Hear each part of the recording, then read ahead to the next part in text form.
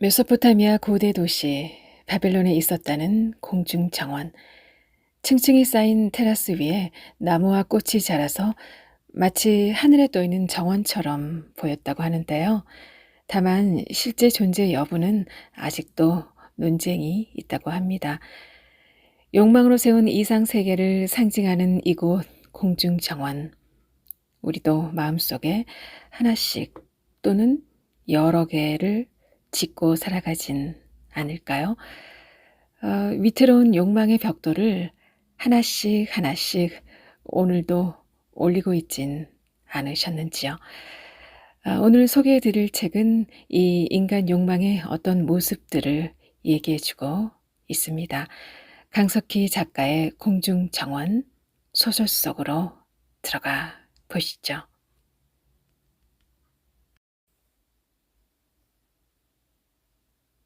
공중정원 강석희. 헤라는 새벽이 깊어가도록 잠들지 못했다. 두근거림이 멈추지 않아서였다. 평소보다 이른 시간에 이불을 덮고 누웠지만 도무지 잠이 오지 않았다. 연예인 부부들이 나오는 예능 프로그램을 보며 맥주를 마시다가 1시가 넘어서야 들어온 성호는 눕자마자 잠이 들었는데도 헤란의 머릿속은 맑았다. 곤히 잠든 성호의 얼굴을 한번 보고 천장을 한번 보고 또 성호의 얼굴을 봤다. 잠든 얼굴을 보는 건 오랜만이었다. 자는 얼굴이 아이 같은 사람이었지.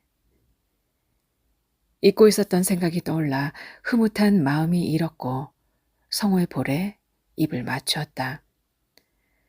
성호는 몸을 움찔하더니 찰싹 소리가 나게 볼을 때리고 돌아 누웠다. 헤라는 성호의 등을 물끄러미 보다가 피식 웃고 이불을 올려주었다. 깍지 낀 두 손을 가슴 위에 올리고 가지런히 눈을 감았다. 몇 개의 장면들이 눈꺼풀 아래로 차르르 지나갔다. 헤란의 얼굴 위로 미소가 내렸다. 이사를 앞둔 밤이었다.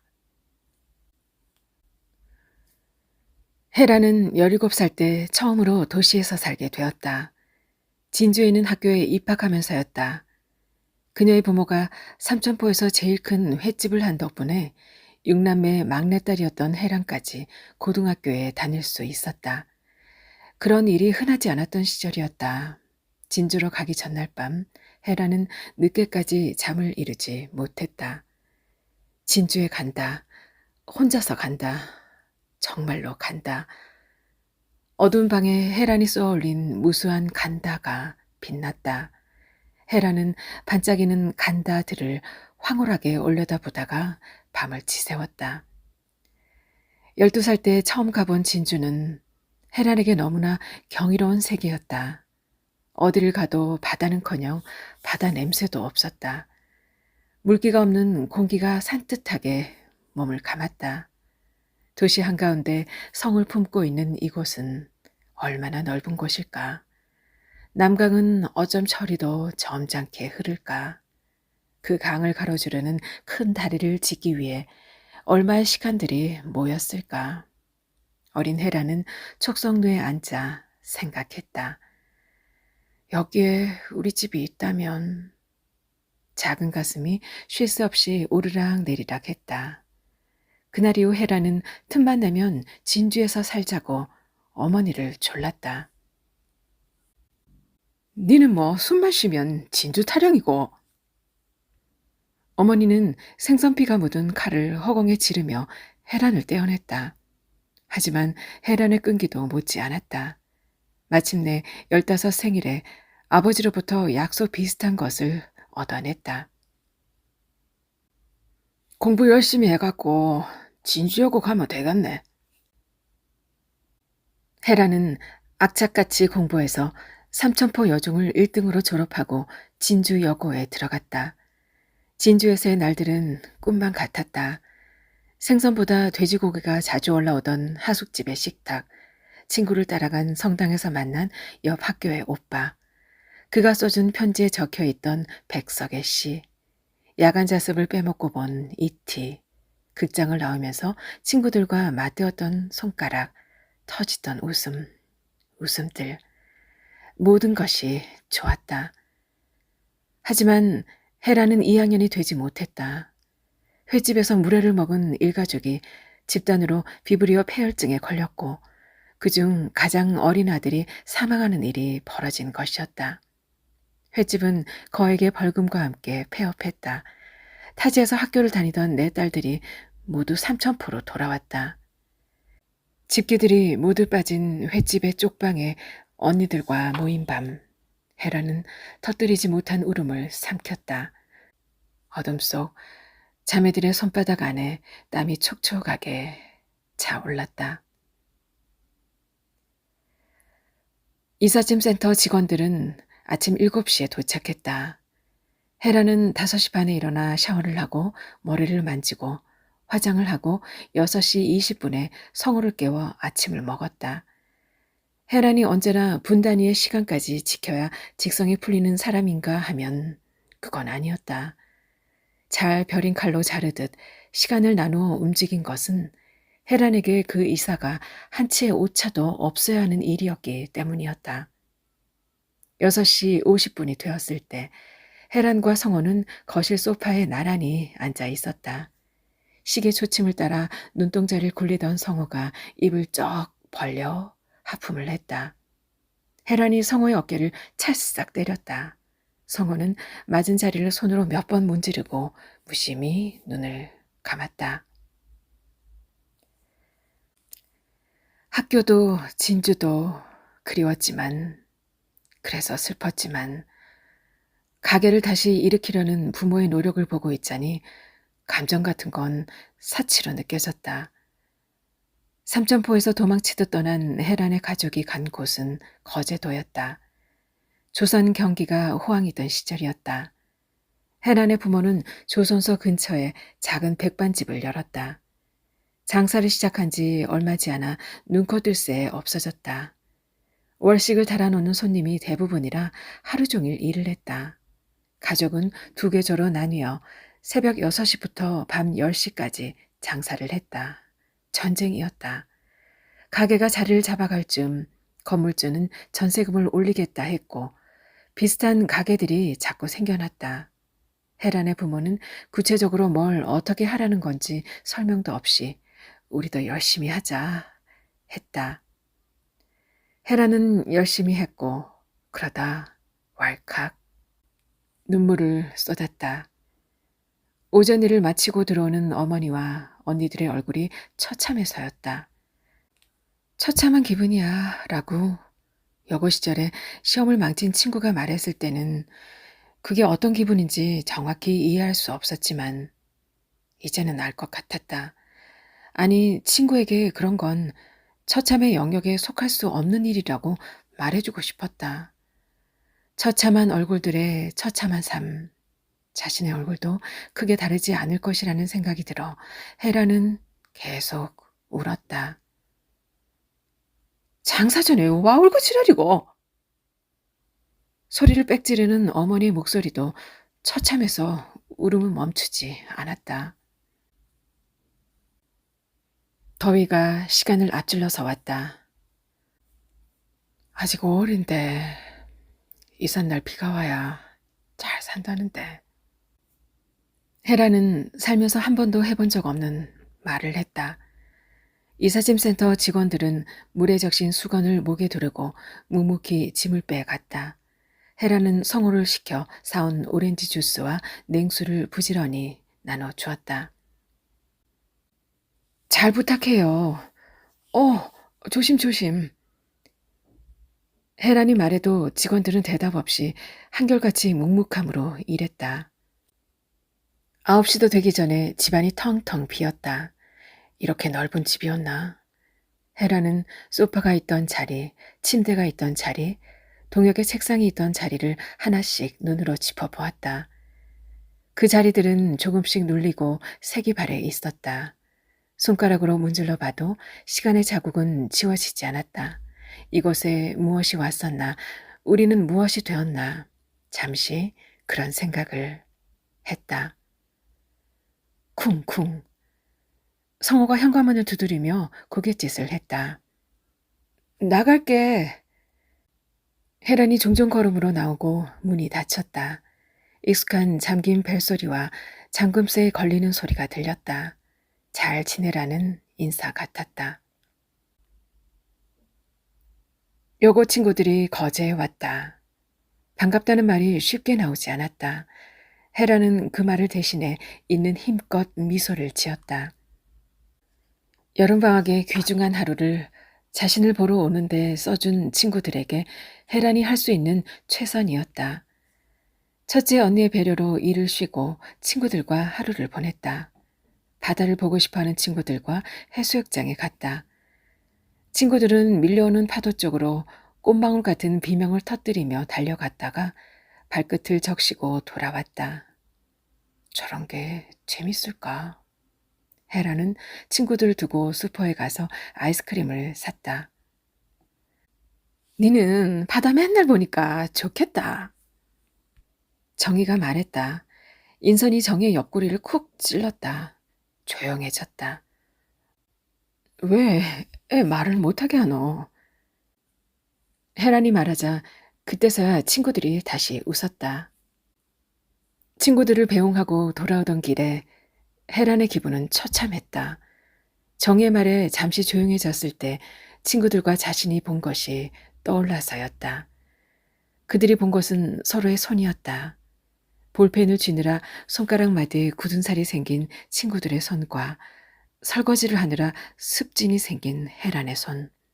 그 손들은 다시 맞잡기에 너무 멀어진 것 같았다. 그리고 그것에 대해 아무런 말도 하지 않았던, 어쩌면 못했던 그 순간이 장면으로 남았다. 친구들과 다시는 만날 수 없으리란 걸 헤라는 알았다. 이삿짐을 실은 대형 트럭이 앞장을 서고 헤란과 성호의 차가 그 뒤를 따랐다. 헤라는 조수석에 앉아 초록색 트럭에 그려진 로고를 보았다. 어깨에 짐을 맨 사람이 빠르게 뛰어가는 것을 단순한 선으로 그린 것이었다. 헤란의 머릿속에 다른 이삿짐 센터의 이름들이 지나갔다. 비탈을 내려가다가 트럭 뒤를 들이받아 이사 비용만큼의 합의금을 물었던 날, 성호가 엉뚱한 방향으로 차를 몰아 이삿짐을 다 풀 때까지 다툰 날, 탑차의 잠금 장치가 풀려 성호의 난초 화분이 도로 위로 쏟아졌던 날, 그리고 또 많은 날들. 돌이켜보면 순탄했던 이삿날이 없었다. 이제는 저런 트럭의 뒤를 따라다닐 일이 없겠지. 부산 톨게이트를 지나며 헤라는 무릎 위에 놓인 손에 꼭 힘을 주었다. 20살 되었을 때 헤라는 다시 도시 구경을 했다. 서울에서 취직을 한 큰오빠가 가족들을 초대한 것이었다. 오빠는 회사 선배에게 빌린 봉고차를 끌고 나왔다. 언제 이래 다 커갖고 운전까지 배웠노. 어머니는 저고리 고름으로 눈물을 찍었지만 헤라는 그런 감상에 젖을 여유가 없었다. 말로만 들어봤던 서울은 헤란이 경험한 세계의 상식을 모조리 뛰어넘었다. 서울에 비하면 진주는 헐겁게 짠 어만 같았다. 오빠가 운전하는 봉고차를 타고 63빌딩, 경복궁, 남산타워를 정신없이 구경했다. 다른 가족들은 꾸벅꾸벅 졸기도 했지만 헤라는 피곤한 줄도 몰랐다. 차창에 이마를 대고 쉼없이 바뀌는 서울의 풍경을 열심히 눈에 담았다. 여기가 식당이라고? 너무 비싼데 아이가? 경양식집에서 가족들은 놀랐다. 그것이 큰오빠를 더욱 즐겁게 했다. 잔잔한 음악이 흐르고 테이블 사이에 간격이 넓고 한 사람 몫의 음식이 각각의 접시에 나오는 그곳에서 헤라는 순간 멍해졌다. 물수건으로 닦으면 새까만 기름이 묻어나는 손으로 제육을 짚고 된장을 퍼먹던 시끄러운 사내들이 떠올랐다. 큰오빠가 잘게 자른 돈가스 접시를 헤란의 접시와 바꾸어 주었을 때야. 아, 여기가 식당이 맞구나 생각했다. 포크로 돈가스를 찍어 한 입 먹었다. 삼키고 싶지 않을 정도로 맛있었다. 이러다가 내려가는 차 놓치는 거 아이가? 식사를 마치고 터미널로 가는 길은 퇴근 시간이 지났는데도 꽉 막혀 있었다. 아버지가 시계를 보며 초조해했다. 괜찮아, 얘. 남선 터널만 지나면 금방 뚫릴 겁니다. 한강 위에 동동 뜬 가로등 불빛을 손가락으로 짚어보고 있던 헤라는 오빠의 말에 정신이 번쩍 났다. 남산 터널만 지나면 뚫린다. 그런 말은 진짜 서울 사람만 할 수 있는 말 같았다. 오빠는 이제 정말 서울 사람이 된 걸까? 헤란의 머릿속에 진주에서 삼천포로 돌아가던 17의 어느 날이 떠올랐다. 부산에 들어서자 차는 한참을 오도 가도 못했다. 부산의 교통체증은 예상한 것이었지만 헤란의 마음은 자꾸 끓었다. 집이 어디로 도망가는 건 아니지만 그래도 빨리 가고 싶었다. 집이 가진 온도와 채도와 향기 같은 것을 얼른 느끼고 싶었다. 그것이 내 것이라고 말하고 싶었다. 헤라는 초조한 마음으로 성호를 보았다. 더워서인지 얼굴이 조금 달아올랐을 뿐 별 생각이 없어 보였다. 무심한 사람. 언제부터인지 몰라도 말수 적고 감정도 적은 사람이 된 성호에게 화가 났던 적도 많았다. 하지만 그것도 이제는 다 옛날 일이었다. 어쨌든 여기까지 함께 와 주었으니까 그걸로 됐다. 충분하다. 이만하면 좋다. 헤라는 또 혼자서 마음을 풀었다. 그 사이 길도 풀려서 바다가 보이기 시작했다. 해운대였다. 그 곁에 찌를 듯 솟아있는 해란과 성어의 새 집도 보였다. 매끄러운 배면의 곡선에서 전통의 미가, 찬란히 반짝이는 통유리 외벽에서는 첨단의 미가, 광고에 나왔던 말 그대로였다. 하늘에 닿을 것 같은 67층짜리 초고층 아파트. 사람들은 그 건물을 바벨탑이라고 불렀다. 헤라는 그 말이 마음에 들었다. 빽빽한 통유리 창들 중에서 어떤 것이 자기 것인지 헤라는 가늠해 보았다. 눈이 시렸다. 서울에 다녀온 뒤로 헤란에게 습관이 하나 생겼다. 가게 밖을 멍하니 바라보는 것이었다. 손님이 있으나 없으나 부지기수로 그랬기 때문에 둘째 언니에게 등짝을 얻어맞는 일이 잦았다. 바빠 죽겠구먼. 뭐 하는데? 헤란도 그러고 싶지 않았는데 눈길이 자꾸 바깥으로 갔다. 가게 앞에 쏟아진 햇빛 속으로 한 걸음만 내딛는다면, 뒤도 돌아보지 않고 도망친다면 어떨까? 어떻게 될까? 성호가 식당에 드나들기 시작한 게 그 즈음이었다. 각이 완만한 하얀 얼굴과 긴 손가락을 가진 성호는 다른 직원들 사이에서 눈에 띄었다. 그가 닦은 물수건에는 기름때가 묻어있지 않았다. 허리를 꿋꿋이 세우고 정확한 숟가락질과 단정한 젓가락질로 밥을 먹었다. 늘 밥을 한 숟갈 정도 남겼는데 그 모습을 보고 헤라는 그가 여기 있을 사람이 아닌 것 같다고 생각했다. 밥솥 하나가 고장이 나는 바람에 유난히 정신없이 점심시간을 보낸 날, 손님이 모두 빠져나간 후에 성호가 왔다. 혼자였다. 아버지와 둘째 언니는 주방에서 설거지를 하고 있었다. 헤란이 성호에게 음식을 차려주었다. 성호가 밥을 먹는 동안 헤라는 멀찌감치 앉아서 바깥을 봤다. 성호의 뒷모습도 살짝살짝 봤다. 어디를 그렇게 봅니까? 성호가 어느샌가 다가와 밥값을 내밀었다. 헤라는 아무 말도 못했다. 지금 내 얼굴이 바보 같겠지? 그런 생각을 하자 얼굴이 발갛게 달아올랐다. 성호는 그런 헤란 옆에 잠시 서 있다가 식탁 위에 돈을 놓고 나갔다. 1,000원 지폐 3장 아래에 쪽지 하나가 있었다. 저 창원으로 갑니다. 글씨체가 단정했다. 아래에 0551로 시작하는 전화번호도 있었다. 그 이후 성호는 매주 일요일마다 혜란을 보러 왔고 딱 1년째 되던 날 새로 맞춘 양복을 입고 와서 청혼을 했다. 아파트가 눈에 보이자 도착까지는 금방이었다. 오른쪽에 바다를 두고 달리게 되면서부터는 창문을 열었다. 바람에서 왠지 짭조름한 맛이 느껴지는 것 같았다. 해변에 모래향기 같은 것도 날아왔다. 헤라는 손을 조금 내밀었다. 그래, 내가 왔어. 나지막이 속삭이며 해운대 바람과 악수를 나누었다. 내비게이션이 도착 5분 전을 알렸을 때 이삿짐 트럭이 두 사람의 차 뒤로 이동했다. 아파트까지 이어진 길에 차도 사람도 무엇도 없었다. 헤란의 심장이 빠르게 뛰었다. 성호가 아파트 입구의 경비실에 입주자 카드를 보여주자 차단기가 올라갔다. 헤란은 집에 들어가 곧바로 통유리 앞에 섰다. 공중 정원이 있었다.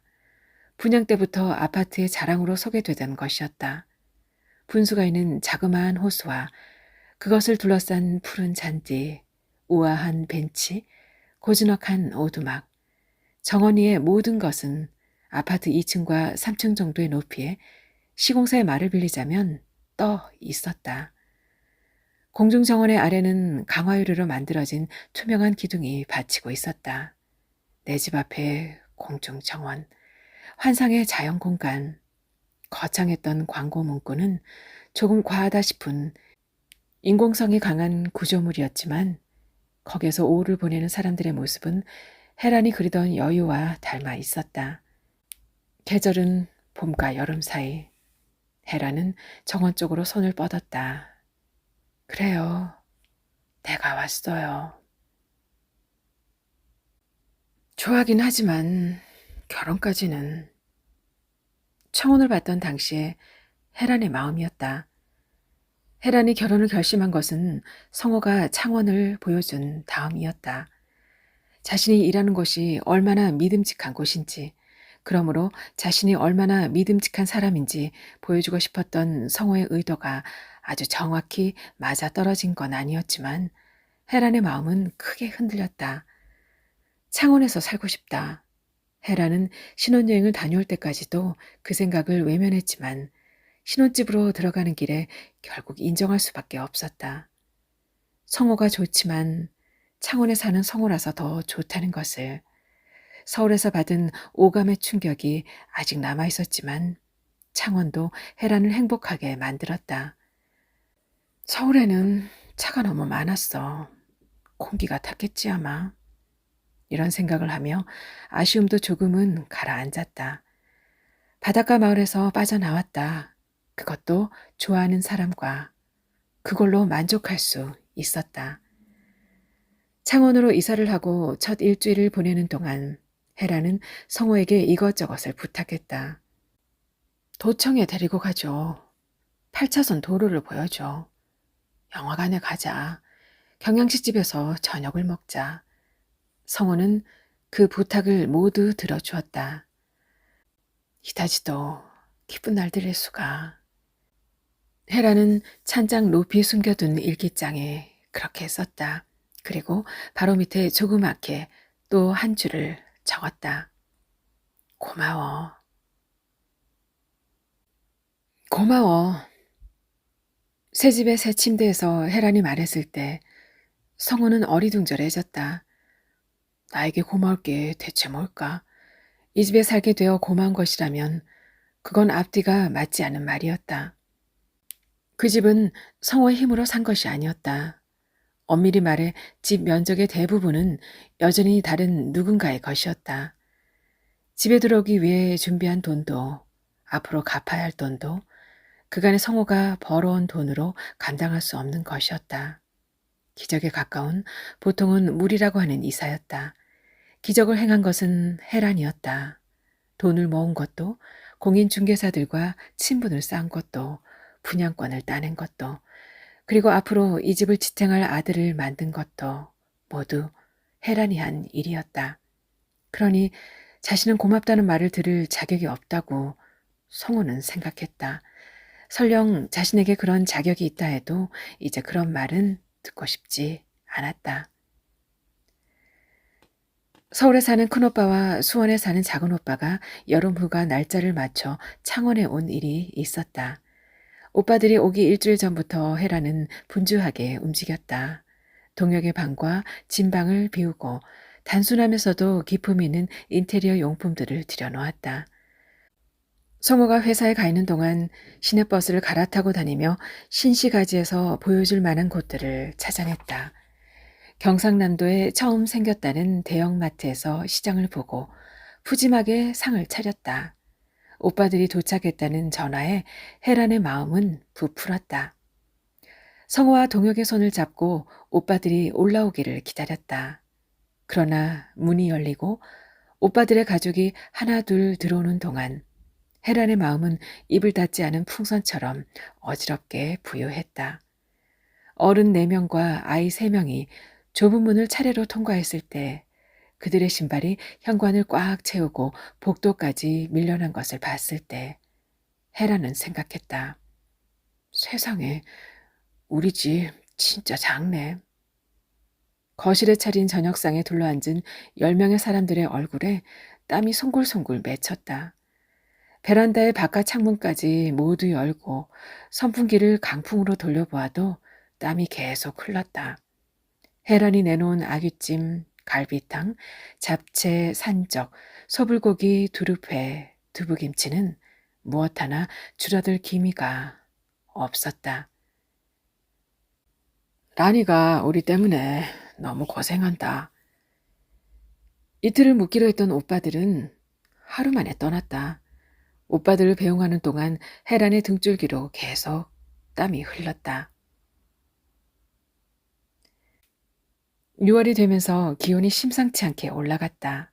헤라는 성호가 집을 비운 낮 시간이 너무 길게 느껴졌다.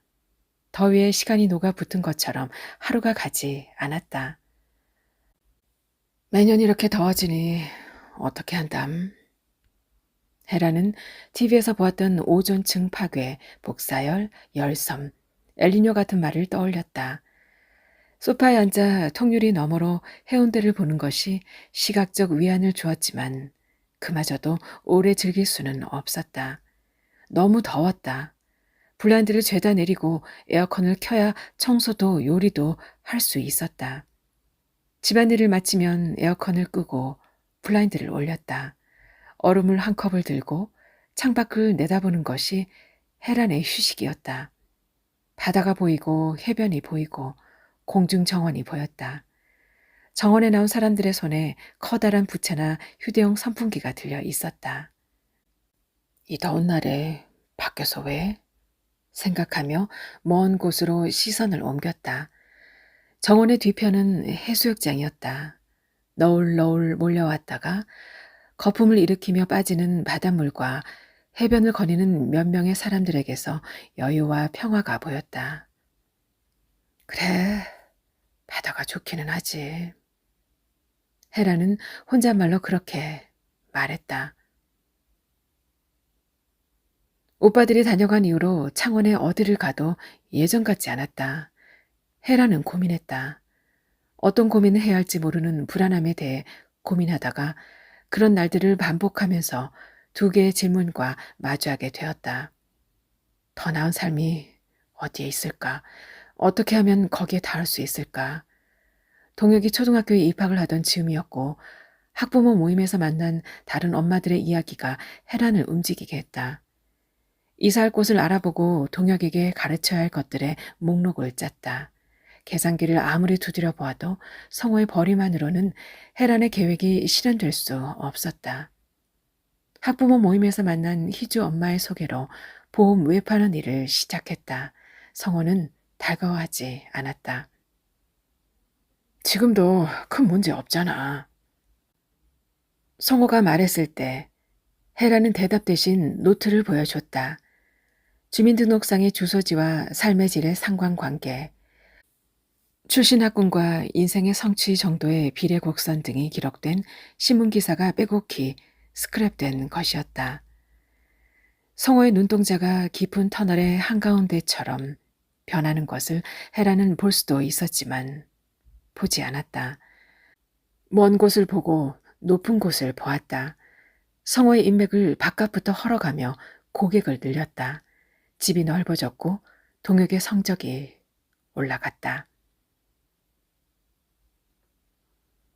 최고 기온이 30도를 넘어갈 거라는 일기예보가 일상이 되자 곧 장마가 시작되었다. 더운 공기에 습기까지 더해지자 숨이 턱턱 막혔다. 작년까지는 이 정도로 힘들지 않았는데 헤라는 바람이 잘 통해 시원하던 예전의 집을 떠올렸다. 기분을 망치는 생각이었다. 집이 바뀌어서가 아니라 올해 날씨가 유난스러운 거라고 누군가 말해줬으면 바라게 되었다. 하염없이 내리는 빗줄기 사이로 공중 정원이 보였다. 다른 곳은 비어있고 오두막 아래에 사람들이 모여 있었다. 이 비에 뭐하고들 있지? 다른 일을 해봐도 그 사람들이 눈에 밟혀 결국 밖으로 나갔다. 빗줄기가 보기보다 더 거세서 우산도 소용없이 어깨와 발목이 젖었다. 오두막에는 헤란과 비슷한 또래로 보이는 여자들이 있었다. 헤란이 인사도 하기 전에 그들은 엉덩이를 조금씩 움직여 자리를 만들어 주었다. 둘러앉은 그들의 가운데에는 얼음만 남은 일회용 커피 잔들이 있었다. 다들 단정한 옷차림에 무심한 얼굴을 하고 있었다. 손에는 책을 한 권씩 들고 있었다. 헤라는 마음이 편해지는 것을 느꼈다. 그들이 내어준 작은 자리에 무릎을 모으고 앉았다. 동혁의 중학교 진학을 앞두고 IMF가 터졌다. TV와 신문에서 올해의 유행어로 명퇴라는 단어를 선정했다. 명예퇴직자를 줄인 말이었다. 그리고 성호도 수많은 명퇴 중에 하나가 되었다. 동혁만 큰오빠의 집으로 주소지 이전을 해놓고 서울의 국제중학교에 보내기로 한 시기였다. 성호는 염치 없다는 얼굴로, 하지만 차라리 잘 됐다는 얼굴로 동혁을 서울로 보내지 말자고 했다. 헤라는 그것만은 절대 안 된다고 날을 세웠다. 결국 동혁을 서울로 보내고 두 사람은 양산으로 이사를 갔다. 달동네 초입에 지은 지 오래된 단층 주택이었다. 왜 하필 양산이었냐면 사정이 좋아질 때 곧장 부산으로 이사를 하기 위해서였다. 열심히 살다 보면 인생의 궤도에서 어긋나지 않을 거라고 성호를 격려했다. 성호는 입안에 뭔가 머금은 듯한 얼굴을 하고 고개만 끄덕였다. 비를 뚫고 오토바이가 달려왔다. 비옷을 입은 배달부의 철가방에서 랩으로 두껍게 싼 쌀국수 그릇과 김밥 접시가 탁탁 소리를 내며 나왔다. 52,000원이요. 실을 잊은 그대에게를 들고 있던 여자가 신용카드를 꺼냈다. 사람들의 자연스러운 태도로 보아 아마도 그녀가 계산할 차례인 것 같았다. 카드 영수증을 놓고 배달부가 떠났다. 김치를 한데 모아 담고 남은 접시가 헤란 앞에 놓였다. 비 오는 날은 칼국수잖아요. 옆에 앉은 여자가 손사래를 치는 헤란에게 칼국수를 담아 주었다. 다른 사람들은 헤란이 먼저 먹기를 기다리는 듯이 그릇을 넣고 헤란을 보았다. 인사를 하고 칼국수 한 젓가락을 들며 헤란은 이상하다는 생각을 했다. 이런 날 이런 데 있을 사람들이 아닌 것 같은데 헤라는 신뢰가 되지 않을 만한 질문을 고르고 골랐다. 여기에 자주 모이시나 봐요? 그럼요. 여기 참 좋잖아요. 좀 시원하고. 사랑의 기술을 들고 있던 여자가 대답했고 곧 조용해졌다. 헤라는 일순간 찾아온 고요 위로 빗소리가 크게 울리는 것을 듣고 얼른 그릇을 비웠다. 양산에서 김해까지 집 주소가 바뀌는 동안 헤란과 성호는 4번의 이사를 했다. 더울 때 덥지 않고 추울 때 춥지 않은 31평형 아파트까지 가는 동안 성호도 새 직장을 다니게 되었다. 하지만 헤라는 그 정도에 만족할 수 없었다. 동혁이 서울에서 좋은 대학에 다니게 되었으므로 부모로서 하루빨리 부산에 가야 한다고 생각했다. 그것이 가족의 체면을 세우는 일이라 믿었다. 이달의 보험왕에 석 달 연속으로 뽑힐 만큼 부지런히 일했고 인맥도 늘어났다. 그러나 이상하게도 흉금을 터놓을 사람들은 계속 줄었다. 조금 외롭다고 느낄 즈음 건강검진에서 유방암 전기 판정을 받았다. 회사는 혜란이 치료를 받는 동안을 기다려주지 않았다. 다시 집에 있게 된 혜란은 조급해졌다. 그런 혜란이 시작한 일이 부동산 정보 수집과 재테크 공부, 해운대 뷰를 가진 타워팰리스 분양권 획득이었다. 어마어마한 시간과 노력이 필요한 일이었다. 안정을 취해야 한다는 의사의 말도 들리지 않았다. 혜란은 돈과 시간의 반비례 관계를 아는 사람이었다. 부족한 돈을 시간으로 메우며 뛰어다닌 끝에 분양권을 따냈다. 그날 밤 헤라는 좋은 술과 음식을 마련했다. 성호와 함께 결국에 이루어낸 성공을 자축하고 싶었다. 식사를 마친 헤라는 먼저 샤워했다. 새로 산 속옷을 입고 성호가 침실로 들어오기를 기다렸다. 식탁에 앉은 성호는 한참을 들어오지 않았다. 헤란이 깜빡 잠든 사이 성호는 이불을 끌어안고 잠들어 있었다. 헤란은 휴대전화를 켜서 새집의 사진을 보고 잠옷을 입은 뒤 잠을 잤다. 장마가 끝난 세상은 움직이는 모든 것들에게 천벌을 내리겠다는 의지를 가진 것처럼 타올랐다. 헤라는 거실 구석에 놓인 에어컨을 한번 보고 고개를 가로저었다. 익숙한 동작으로 냉커피를 병에 담고 부채를 챙겨 공중정원에 갔다. 비 오는 날 만났던 사람들이 거기에 있었다. 헤라는 그 옆에 앉아 시집을 읽었다. 그곳에 모두가 뭔가를 읽고 있었고 서점에 가보니 시집의 가격이 제일 쌌기 때문에 고른 것이었다. 그들은 읽고 있는 것에 대해 이야기를 나누지 않았다. 헤란에게는 다행스러운 일이었다. 헤라는 시집을 오래 읽지 못했다. 어디가 끝인지 알 수 없는 문장들과 갑작스러운 자리에 놓인 단어들이 낯설기만 했다. 고개를 들어보면 호수 가장자리에 낀 녹조를 걷어내는 아파트 미화원의 지친 얼굴과 그의 옆에서 날아오르는 온갖 날벌레들이 보였다. 날벌레들은 오두막까지 날아왔다. 손을 빨리 놀려 쫓아버리고 싶었지만 그럴 수 없었다. 그곳에 누구도 그런 행동을 하지 않아서였다. 집 쪽으로 고개를 들어보면 한숨이 나왔다.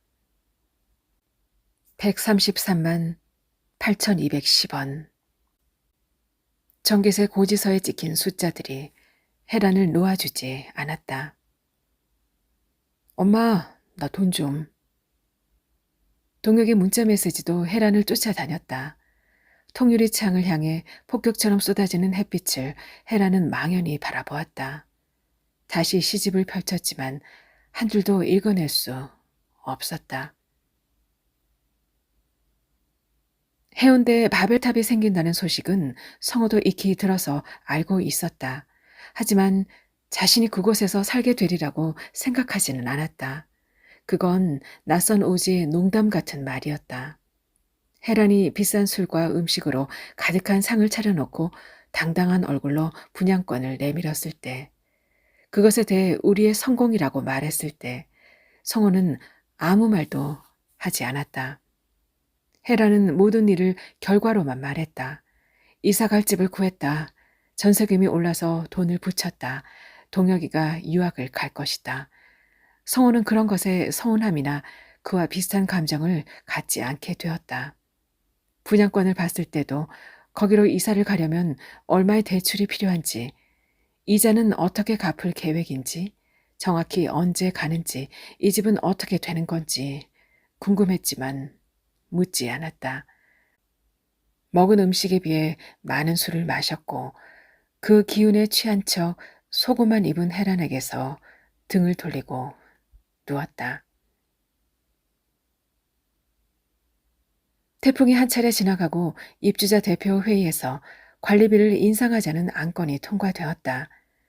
소형 태풍이었는데도 파도가 방파제를 가뿐히 넘어온 탓에 1층 입주민들에게 피해가 발생했고 주차장과 공중정원의 급수 장치가 파손되었기 때문이었다. 해변 조망권을 지키기 위해 방파제 높이를 1.2m로 낮춘 것이 원인이었다. 시청의 끈질긴 설득에도 입주민들은 1.2m를 고수했다. 시에 보낸 성명서에는 해란과 성호의 서명도 들어갔다. 인상된 관리비를 보며 해란은 계산기를 두드렸다. 숫자를 넣고 지우고 숱이 적어진 머리카락 사이로 손을 깊게 넣었다. 땀이 계속 등줄기를 타고 흘렀다. 공중정원은 출입이 금지되어 있었다. 동혁은 열흘 전 $3,000를 보내달라고 한 뒤로 소식이 없었다. 성호는 매일 술에 취해 들어왔다. 이 양반이 요즘 같은 때 왜 자꾸 술이야? 해란이 타박하면 성호는 개개하게 풀린 눈으로 말했다. 그러게 왜? 그러게 대체 왜? 지역 방송에서 바벨탑은 무너진다라는 제목의 다큐멘터리를 방영하자 입주자 대표회의가 다시 열렸다. 방송에 항의하는 탄원서가 만들어졌다. 탄원에 동의하는 서명을 받으려는 간부가 매일 집에 찾아왔다. 해라는 사흘 동안 집에 없는 척을 했지만 나흘째에는 결국 문을 열었다. 다시 일주일이 흘렀다. 보수공사가 끝난 공중정원에 카메라 몇 대가 왔다. 다큐멘터리를 만든 곳과는 다른 방송국이었다. 리포터의 표정이 밝았다. 사람들은 아무 일도 없었다는 듯이 책을 읽고 유모차를 밀고 웃으며 대화를 했다. 헤라는 집에서 그 모습을 보았다. 한가로움을 되찾은 정원 뒤편으로 해수욕장을 가득 채운 파라솔이 보였다. 색깔도 모양도 제멋대로 된 파라솔 아래 수영복을 입은 사람들이 아무렇게나 누워 치킨을 먹고 맥주를 마셨다. 한때 헤란의 마음을 촉촉하게 해주었던 바다에는 수백의 까만 머리통들이 떠 있었다. 카메라가 해수욕장 방향으로 사라지자 헤라는 시집을 챙겨 공중정원으로 갔다. 오두막의 사람들과 눈인사를 나눈 뒤 해수욕장을 등진 자리에 앉았다. 시집을 펼치고 사이에 끼워둔 편지를 읽었다. 믿고 싶지 않은 것일수록 자꾸 보게 되는 이유는 뭘까? 생각하며 글자 하나하나를 떼어내듯이 손가락으로 긁으며 읽었다. 그래봤자 달라지는 것은 없었다. 동혁의 귀국 날짜도, 그 아이가 술을 마신 채 운전을 하다가 사람을 쳤다는 사실도, 추방 명령과 학위 취득 취소 처분도, 장학금 반환 청구와 벌금도 모두 그대로였다. 편지를 쥔 손에 땀이 찼다. 구겨버리고 싶은 마음이 또 솟았다. 하지만 글자마다 느껴지는 동혁의 떨림과 절망이 헤란을 붙들었다. 헤란은 고개를 들어 주위를 보았다. 책을 읽는 사람, 커피를 마시는 사람, 바다를 보는 사람, 그들에게는 걱정이 없어 보였다. 헤라는 억울한 마음이 들었다. 소리를 지르고 싶었다. 나만 이래? 나만? 헤라는 아주 오랜만에 처참하다라는 말을 떠올렸다. 헤란의 눈에 아파트가 들어왔다. 거대한 불판처럼 달구어진 유리곡선 위로 아지랑이가 피었다. 헤라는 손을 뻗었다. 잡히는 것은 아무것도 없었다. 등 뒤에서 파도 소리 대신에 비명 같기도 하고 고양 같기도 한 행락객들의 소리가 들렸다. 날벌레 한 마리가 시집 사이로 날아들었다. 헤라는 시집을 꾹 덮었다.